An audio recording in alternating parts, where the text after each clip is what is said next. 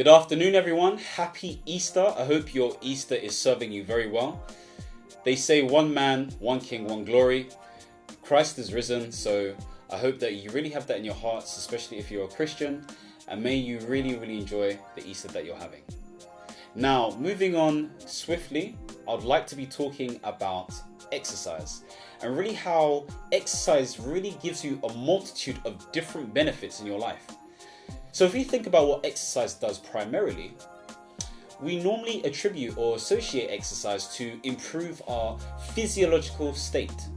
So when one says they want to improve their health, they want to do something better in terms of what their physiology is capable of doing. So that may be digesting information. I say information, I mean food in a better way. That may be improving or having a better, more defined and enhanced body definition and tone. That may be able to lift a specific weight for a specific amount of frequencies or reps. That may be running a certain distance at a certain speed for a certain amount of time. Now, notice what I started to do at the end of those different examples. I added metrics or described some quantities for one to use in order for them to know that they're doing well at the gym or exercising or whatever they're sort of getting involved with. So when you are exercising, I would say that make sure you know what your goal is. And if you don't know what your goal is, it's very important to understand what the basics are. So do your research, understand your body type, understand basic physiology, understand basic nutrition and diet, understand or have a routine or a map or a pathway that enables you to know exactly what you're aiming to do per session or exercise or workout that you're doing. Because if you don't have a roadmap, it doesn't really work well. I'm talking like a prophet right now because I've really started back on my journey. But previously, before I had a really major operation, I was very much on the exercise every single week, at least 4 times a week, and it could show. Now I'm getting into a stage where I have to start that up again because I've had time to rest and I've had time to reevaluate what I'm doing with myself. But I've noticed that with exercise, you can really shape your mindset. These are the different benefits you can get. 1, you can improve your acuity and your focus in terms of what you're doing, not just for exercise, but globally as well. 2, you have the ability to be more sharp. Think about it. If your muscle tone and your responses are quicker, then you're more likely to notice things in a much better manner. 3, you're physically stronger, depending on what you're focusing on. And that's really good, obviously, because it means things are easier. Your bones and all different structures in your body are supported better. 4, you're able to do things for longer. You're unlikely to get tired or restless because you're feeling fatigued or all of those different things there.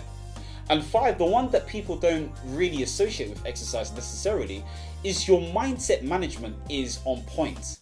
Because think about it, when you're doing the extra push, the extra rep, the extra weight, and all those different things, you're really shaping your mindset because, again, that becomes transferable to other exercises, other activities, other things that you do in your life. So exercise really could save your life. It could even get you a mate or a partner, whether that's at the gym, the workout session, or somewhere else, because normally we attribute looking better with having a more defined figure. Now notice I didn't say you're slimmer or bigger or anything like that. It's having a more trim and defined figure. And it gives you that assertiveness, that confidence that you need in order to go out into the world. So if there is the biggest personal development tool that there is on this earth, it is exercising and working out. And it's free. You can work out for free provided you know what you're doing. I would say before you do anything, don't neglect food, okay? So they say that food attributes to about 60 to 70 to 80% of your body's physiology and how it breaks down and reacts and does the body's chemistry towards different foods that we break down in our system. So you need to understand how food works, So what I've been using quite recently actually is MyFitnessPal. People are like, oh my gosh, he's obsessed, he's counting his calories, blah, blah, blah. It's not that deep, guys. It just gives me a good understanding of what I'm eating too much of and what I'm not eating enough of. If I'm drinking enough water or if I'm not drinking enough water. So MyFitnessPal is great, and I'm sure many of you know of MyFitnessPal. You know, some people say, oh, it doesn't have exactly what I eat and all that kind of jazz. But, you know, sometimes it's good to approximate or just guesstimate, because you need to have a rough idea so you know how to manage your intake in the future. So it's all about managing expectations and managing what you do. And then over time, you can see how you progress. You can check your weight. You can check, you know, exactly how well you've done in terms of reducing, you know, the amount of calories, or, you know, changing the quality of the food that you're eating. So definitely download MyFitnessPal if you haven't done it already.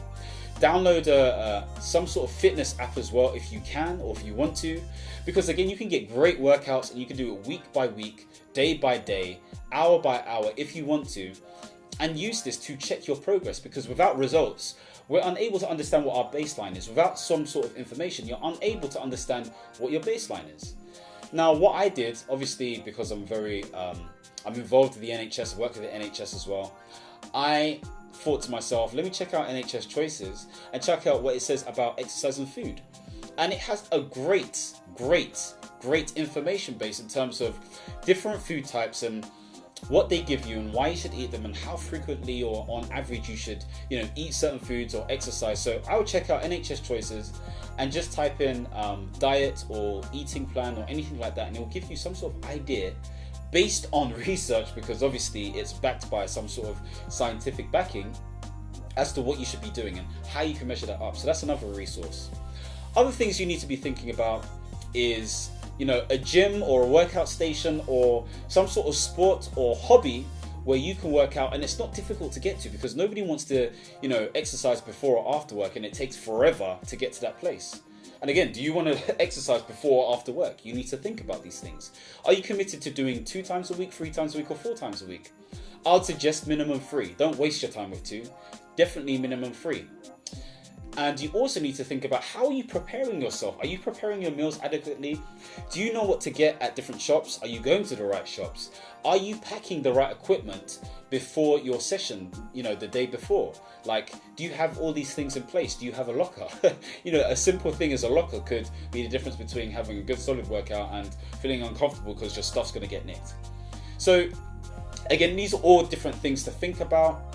And I would say to you, it's very important to, 1, understand why you're going to work out in the first place, understand what benefits you get from that. 2, working out is a great personal development resource. 3, make sure that you have a solid plan in place and, you know, some sort of schedule.